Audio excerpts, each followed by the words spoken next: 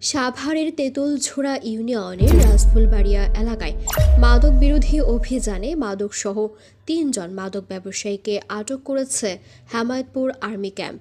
বুধবার সকাল 11:30টা থেকে দুপুর 1টা পর্যন্ত নিয়মিত টহলকালে তেঁতুলঝোড়া প্রাথমিক বিদ্যালয়ের কাছে গাঁজার সেবনরত অবস্থায় তাদের আটক করা হয়। পরে তল্লাশি চালিয়ে ইয়াবা ও গাঁজা উদ্ধার করা হয়।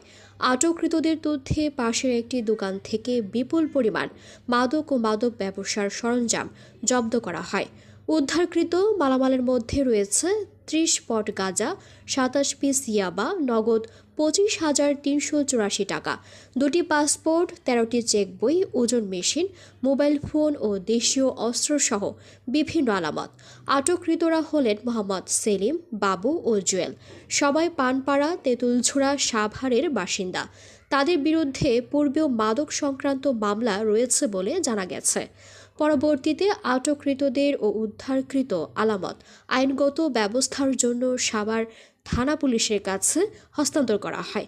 সেনাবাহিনী জানায়, মাদক ও অপরাধ দমনে এই ধরনের অভিযান অব্যাহত থাকবে।